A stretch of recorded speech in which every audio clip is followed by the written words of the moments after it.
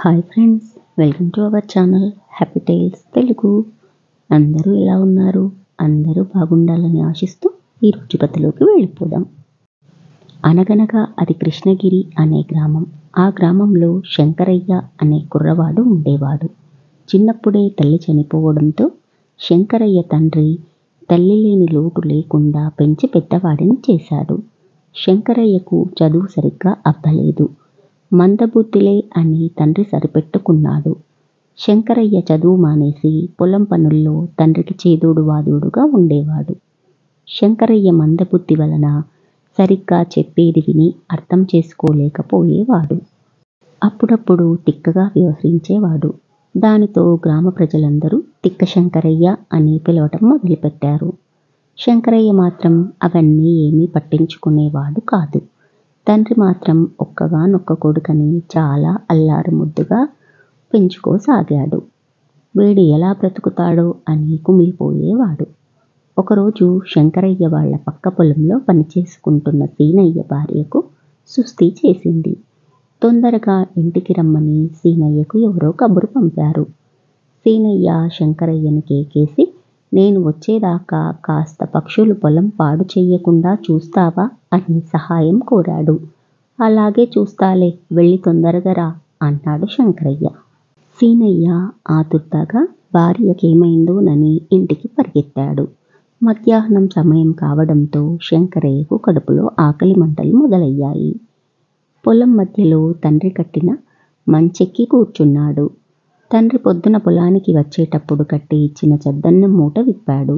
ఎండ తీవ్రత తట్టుకోలేక ఆ చద్దన్నానికి కట్టిన మూట విప్పి ఆ గుడ్డను తల మీద వేసుకొని చద్దన్నంలో ఊరగాయ నంచుకొని ఆవురావురమని తినసాగాడు. ఇంతలో సీనయ్య తనకు చెప్పిన మాట గుర్తుకు వచ్చింది. వెంటనే సీనయ్య పొలం కేసి చూశాడు.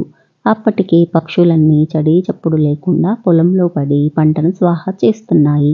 అది చూసిన శంకరయ్య ఉలిక్కిపడి తన దగ్గర ఉన్న గులకరాళ్ల మూట తీసి అందులో రాళ్లను తీసి పక్షుల మీద విసిరి తరిమి కొట్టాడు. అవన్నీ పారిపోగానే హమ్మయ్య అని మళ్ళీ చద్దన్నం తినటంలో మునిగిపోయాడు. కాసేపటి తర్వాత మళ్ళీ ఏదో అలికిడి వినిపిస్తే సీనయ్య పొలం వైపు చూశాడు. ఈసారి మేకలు, ఆవులు, బర్రె, గుడ్లు పొలం మీద పడి ధ్వంసం చేస్తున్నాయి. శంకరయ్య చూసి చూడనట్టు కూర్చొని చద్దన్నాన్ని ఆస్వాదించసాగాడు. కాసేపటి తరువాత సీనయ్య పొలానికి వచ్చి పొలమంతా ఆవులతో, గేదెలతో, మేకలతో నిండి ఉండటం చూసి గుండెలు బాదుకున్నాడు.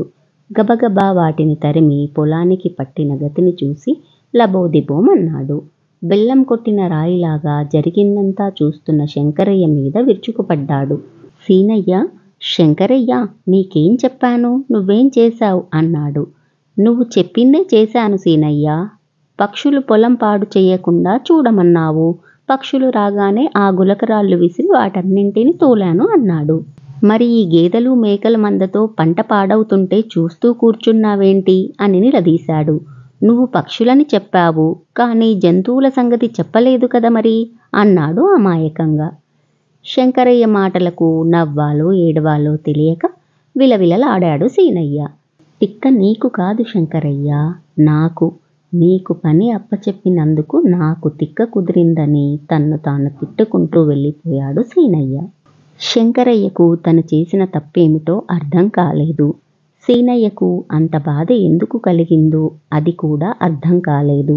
అప్పటికే సూర్యాస్తమయం కావడంతో శంకరయ్య కూడా ఇంటికి బయలుదేరాడు. ఇరుగు పొరుగు వారు జరిగింది తెలుసుకుని ముక్కు మీద వేలేసుకున్నారు. శంకరయ్య తండ్రి దగ్గరకు వెళ్ళి ఉచిత సలహాలు ఇచ్చారు. శంకరయ్య తిక్క కుదరాలంటే ఎక్కువ శాతం మంది ఇచ్చిన సలహాలు ఒక్కటే, శంకరయ్యకు తొందరగా పెళ్లి చేస్తే తిక్క కుదురుతుంది అని.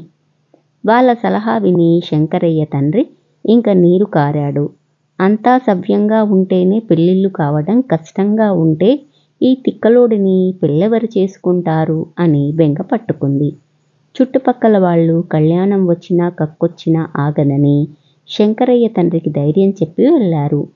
ఇక చేసేదేమీ లేక పెళ్లి ప్రయత్నాలు కూడా మొదలుపెట్టాడు శంకరయ్య తండ్రి. పెళ్లి అనగానే తిక్క శంకరయ్య ఊహల్లో తేలిపోవడం మొదలుపెట్టాడు.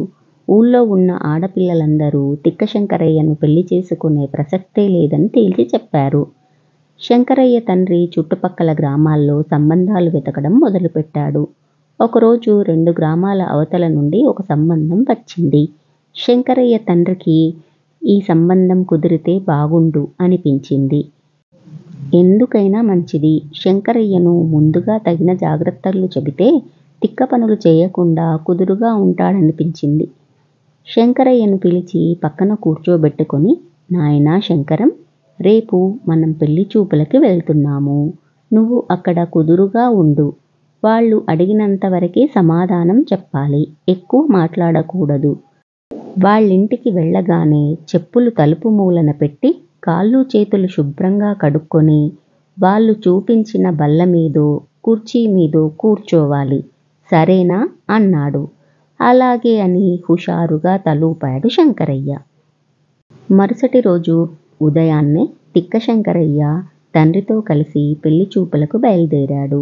ఊళ్ళో అమ్మలక్కలందరూ తిక్క శంకరయ్య పెళ్ళికొడుకు ఆయనే అని ముసిముసి నవ్వులు నవ్వుకోవడం మొదలుపెట్టారు.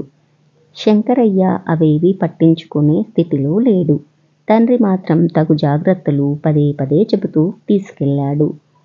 పెళ్లివారింట్లో అడుగుపెట్టగానే తిక్క శంకరయ్య తిన్నగా చెప్పులు విప్పి చేత పట్టుకొని జాగ్రత్తగా పెళ్లివారు కూర్చోవడానికి వేసిన కుర్చీలో తీసుకెళ్ళి పెట్టాడు. అక్కడ ఉన్న నీళ్లతో కాళ్ళు చేతులు శుభ్రంగా కడుక్కొని ఇంటి తలుపు మూలన కూర్చున్నాడు.